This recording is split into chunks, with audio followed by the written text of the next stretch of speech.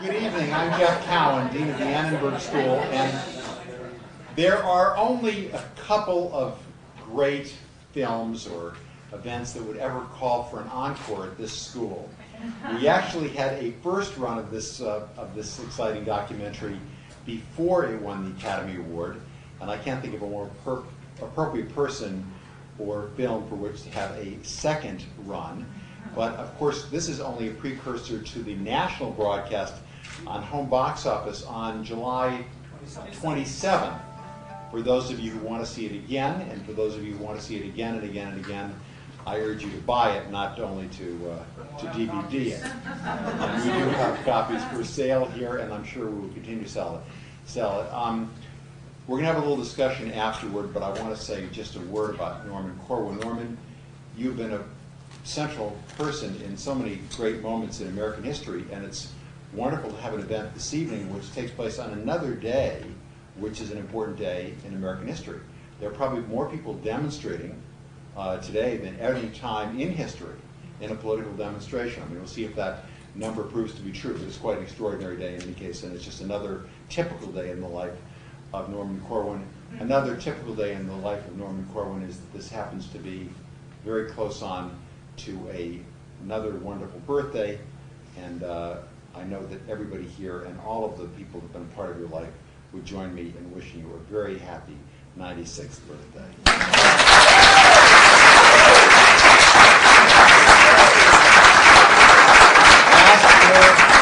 Some of you know that last year actually was declared by fiat the year of Norman Corwin. It was, in our view, really only a dress rehearsal. Norman knows this for the real year of Norman Corwin, which will be the year in which Norman will celebrate his 100th birthday. So here we continue the dress rehearsal. Who knew at that time that Corinne Marrinan would have produced a documentary film that would get so much attention, breaking from her day job at CSI. And I hope that you'll all join me in welcoming Corinne and congratulating her on her success as the woman who won the Oscar in the company of this great man. Corinne,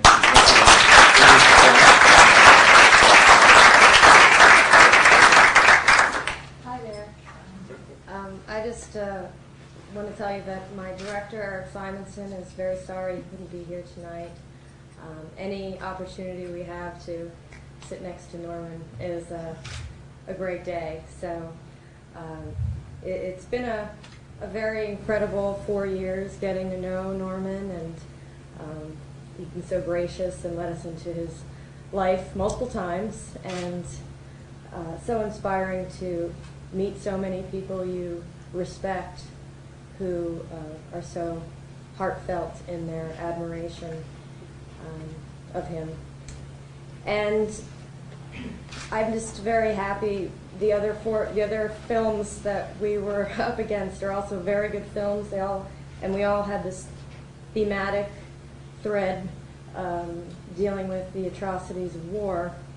I think we were fortunate in that everyone was saying ours may have been most pertinent because of what's happening today, and that Norman's words still ring so true. So thank you, and I hope you enjoy the film. And thank you, Norman. We're going to have a short conversation. I don't know, should we have it maybe from where they're sitting even? Would that be easier? Or do you want to come up here? Would that be all right? And Norman, as you come up here, I want to say, as you come up here, before the horse was shot out from under you, I think it's fair to say that you were to radio drama what William Shakespeare was to the theater. And that will always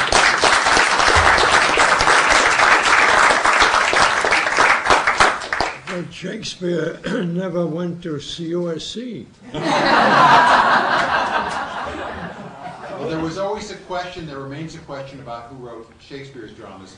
Nobody has any question about who wrote Norman Corwin's. Corinne, I want to ask you, it won't be a long conversation here, but before I ask a couple of questions of Norman,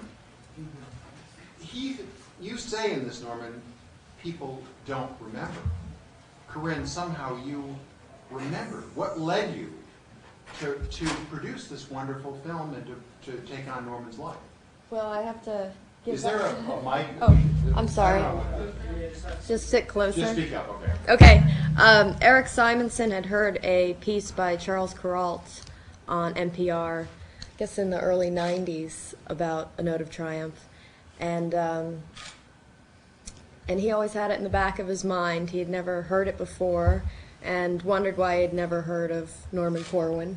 And especially since both Eric and I are both educated in the theater and in literature, and somehow that was never taught in any of our curriculums. And then we're both from Chicago. We were going to do a documentary about Studs Terkel, who bookends our film. And he got a little shy at one point, hard to believe, but he did, and said, you know, you don't want to do a documentary on me. You want to do a documentary on Norman Corwin, the bard of radio. So Eric said, oh, Norman Corwin, and he put together the Charles Kuralt piece with that, and we took that as a good sign. So we looked him up, and he was here, USC, and in LA, and that's why we And did Corinne, that. one other question for you. This film has introduced Norman again to a new audience. What's been the result of having produced the film and then of having won the Academy Award? I want Corinne to say first. Oh. Are you asking me? I'm asking this On woman both of here, us, I think. And then I want to ask you. What for you? Well, I guess the best result is that more people will see the film and know about Norman. I was just saying to Norman in the car that there's a company called Lodestone.com that specializes in selling his work, audio recordings, and I got a call, this woman almost in a panic saying, they're sold out! They're sold out of all of Norman's work, and so I'm sure they're recording some more. So that's the best part about it, is that more people will know. Thank you. And Norman, for you, what's it been? What's been the effect of this stuff? Small World Department. One of the best lines, if not the best line, in On a Note of Triumph, is the answer to the question, what have we learned out of World War II? And the answer to that was given me when I asked Jeff Cowan's father, who was an eminence in radio at that time, when he told me, where do you stand on this piece that you're writing? And I said, well, I'm up to, it's segmental, and I'm up to the point where I'm discussing what we learned out of World War II. And he said, and what's your answer? I said, what's your answer?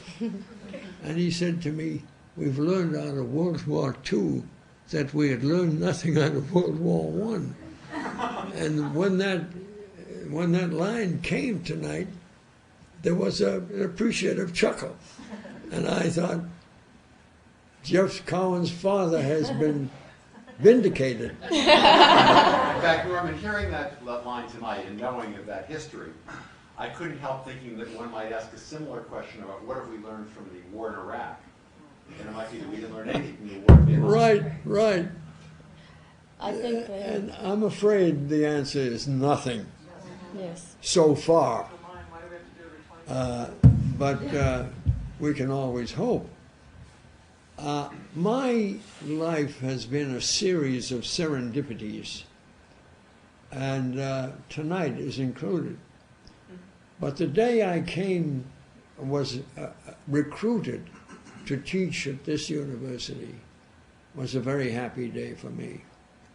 And it has been nothing but a wonderful excursion, especially under the watch of Jeff Cowan. And how many writers get 3 performances of his work? And this is Norman's number going to try to 3. turn this into a tribute to me. Let me go back to my question to you. And then I want to open it to the audience in a minute. One thing that's so remarkable about your dramas is that you do write for the ear, and you write for the imagination that that sound and voice makes possible, but somehow visual doesn't. How as you were, and you talk about Walt Whitman rule, but as you were writing for radio and thinking for radio, can you describe the process by which you were able to come up with language that somehow was so particular for that medium? I think that language is the oldest form of communication. The cavemen used it, even though there were a series of grunts, but they were expressing themselves. And sound, the sound of words or grunts or song appeared long before print was invented, and long before people read books and conversed with the kind of vocabulary that is common to us all. And the ear is the poet of the senses. It is the ear through which we hear Beethoven and Brahms and Schubert and all the greats. The subtlest art to comprehend and feel and absorb is sound. The music, the arrangement. Poetry follows fast, because that is music with words built into it, lyrics built into it. And I think that the library is the greatest, most enduring institution of them all. That we should prize our libraries as we prize a great university. It is the ultimate in perpetuating what is dear to us and important to us in civilization. Are we a civilized people or not?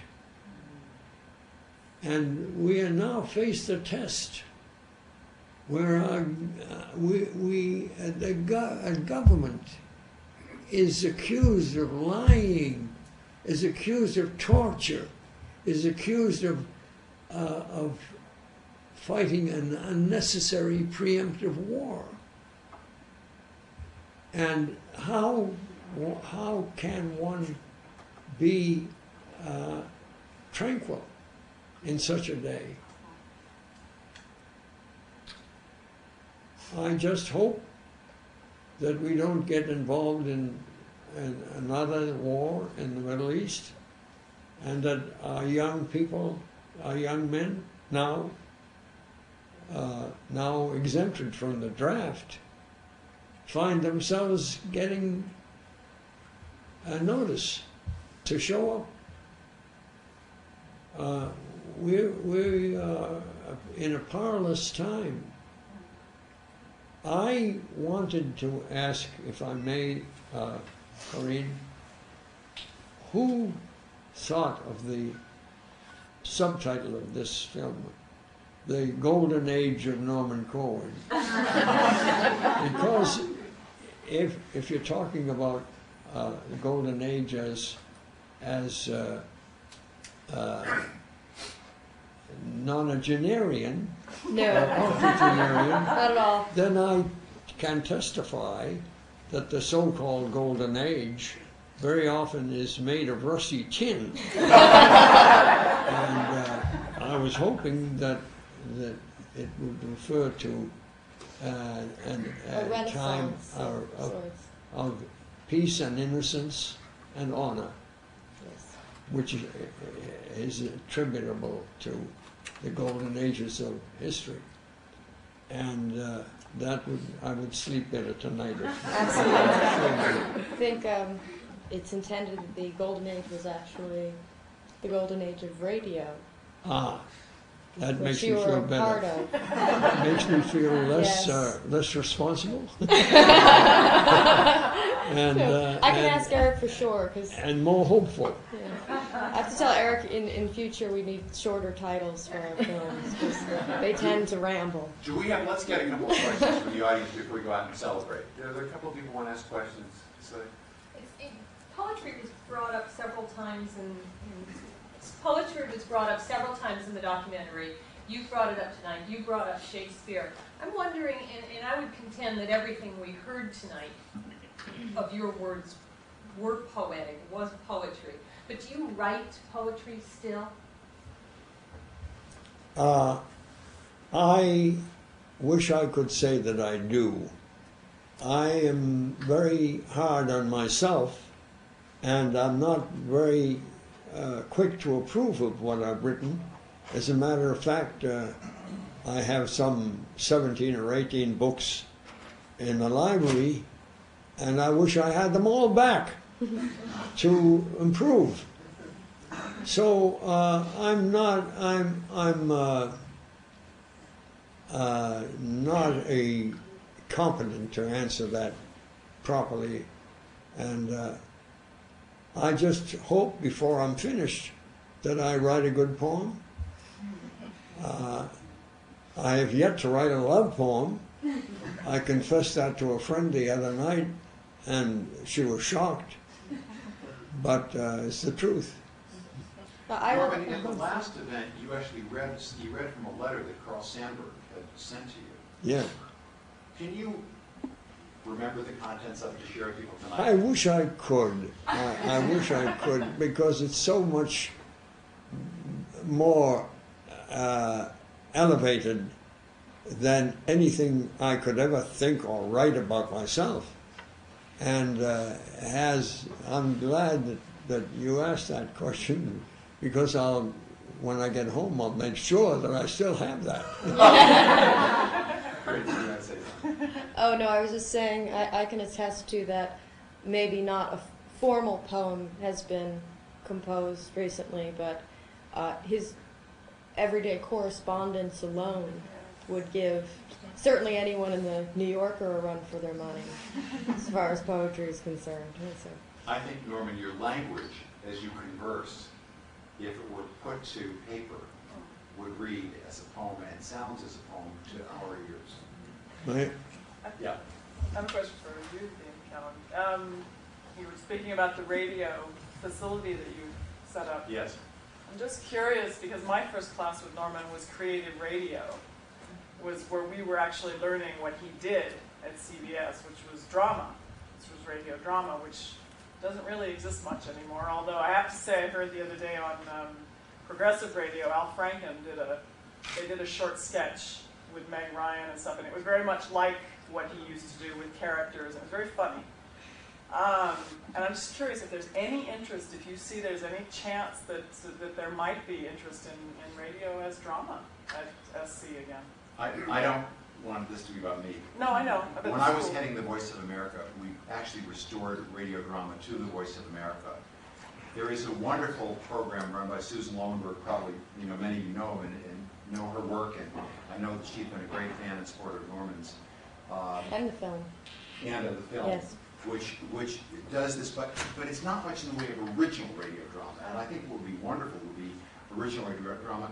Norman, you have written some things in recent years, and maybe you could describe that a little. For radio, yes. I had a series at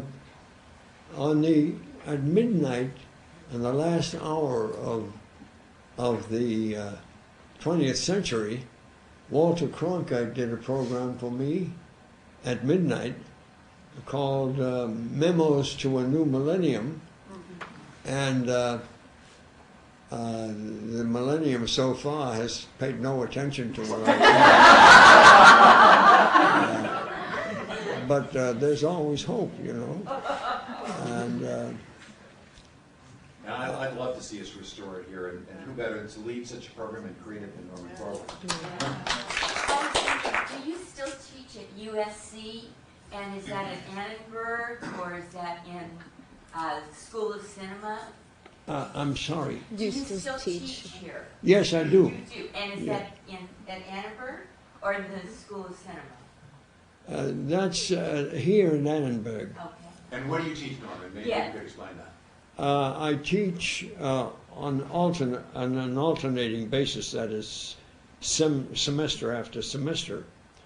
One course is reporting on the arts, which is really a kind of entrance level for a student who wants to become a reviewer or a critic.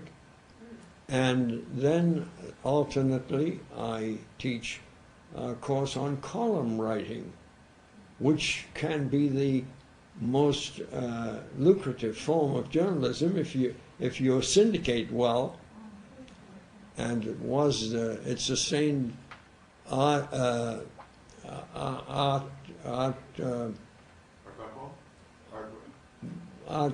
Buchwald for years.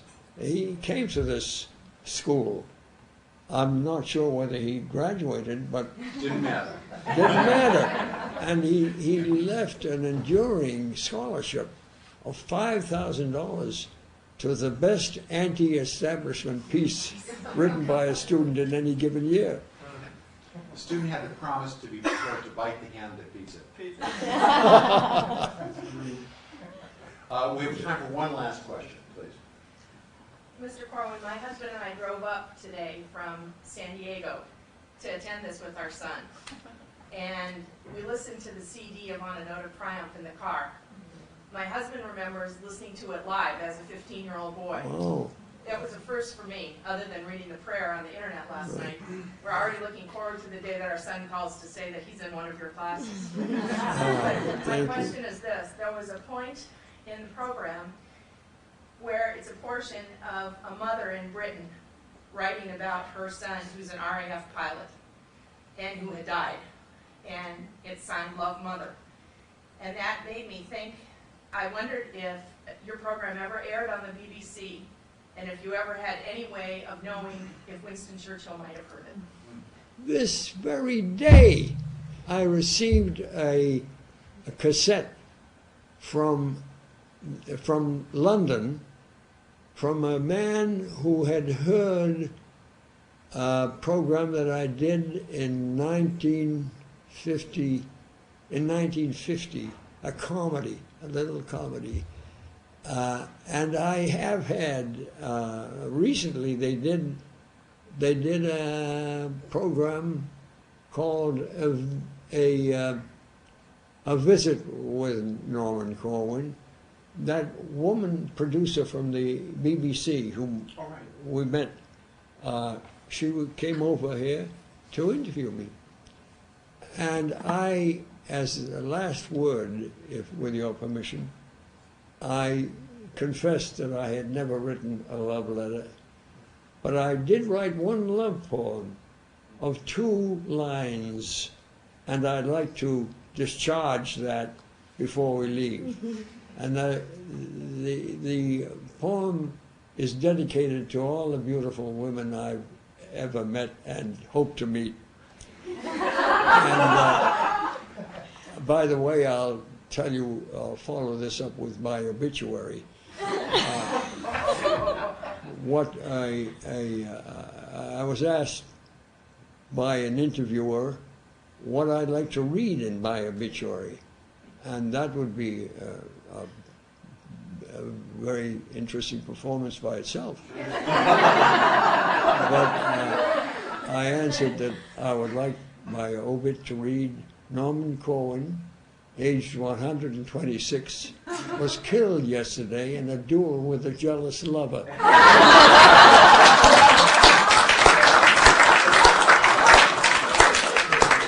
His gun jammed.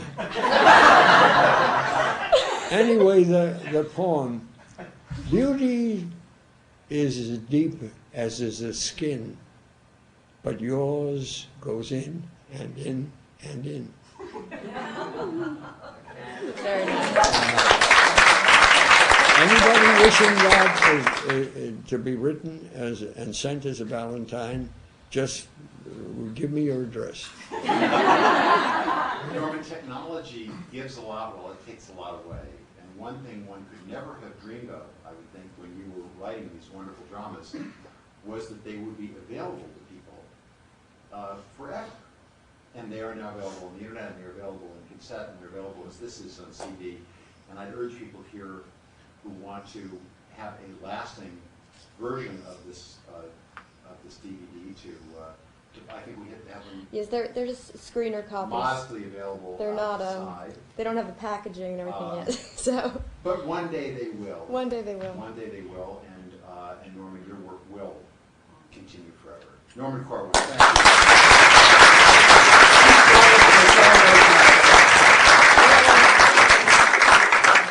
Happy birthday to you. Happy birthday to you. Happy birthday, dear Norman.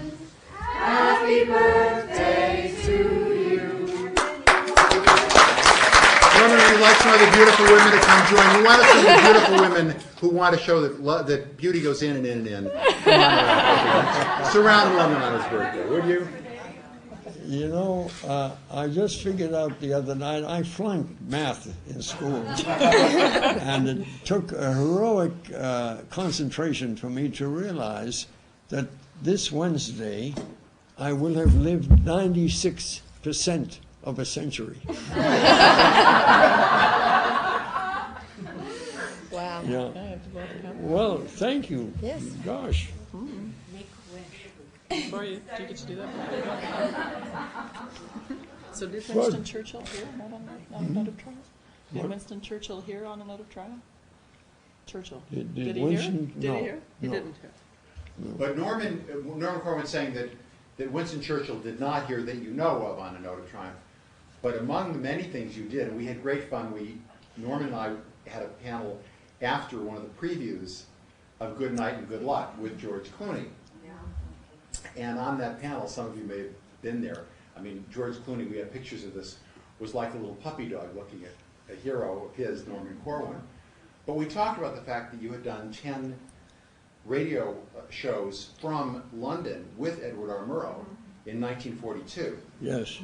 And do you know whether Churchill heard that or any of your other programs? I don't know if he had that good luck or not.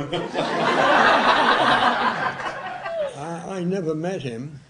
On the other hand, I met Murrow in rather star-spangled circumstances. I was a rookie.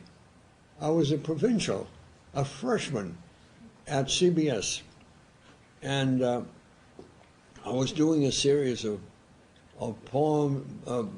poetry programs in which I dramatized with very good actors and sometimes with very good music certain existing poetry. And the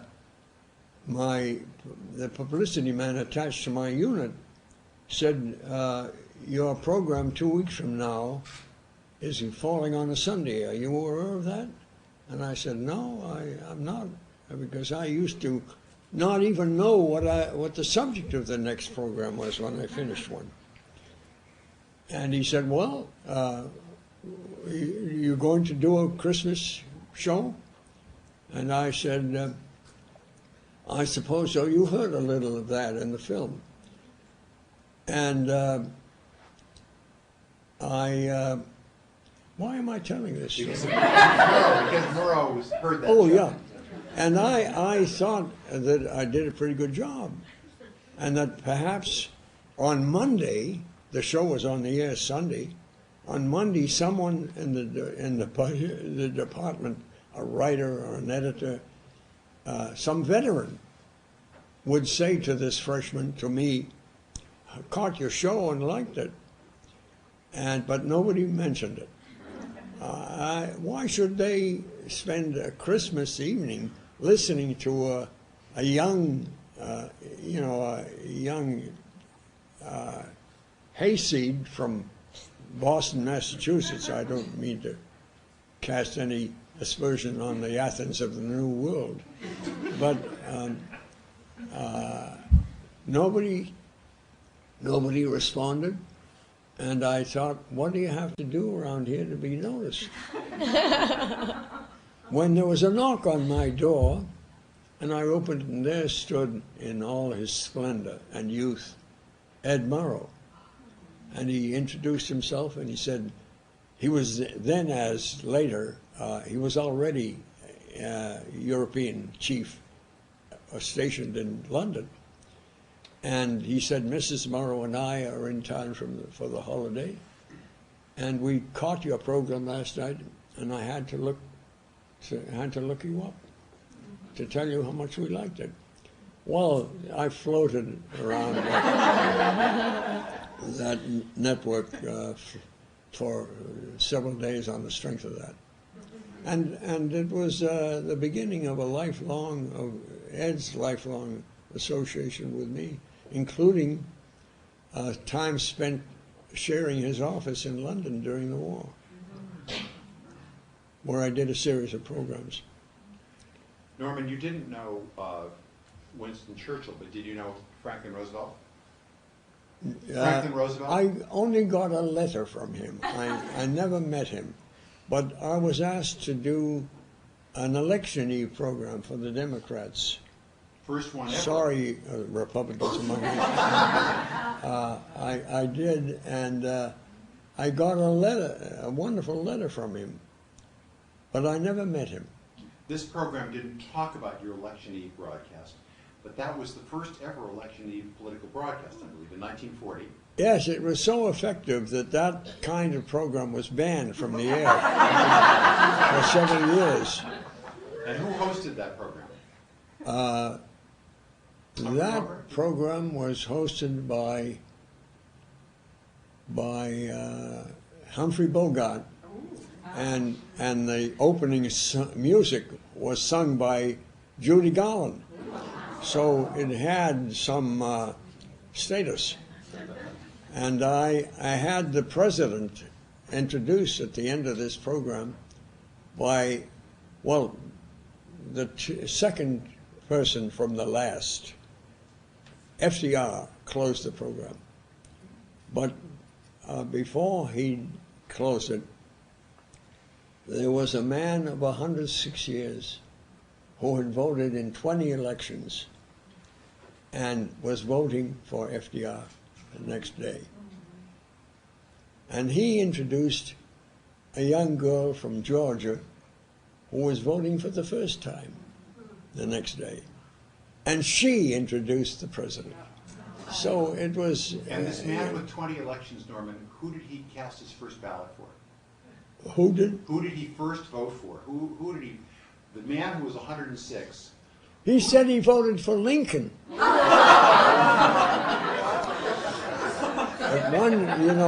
the Republicans in those days were different. Wow. There is a reception outside. Norman Corwin. Thank you very much.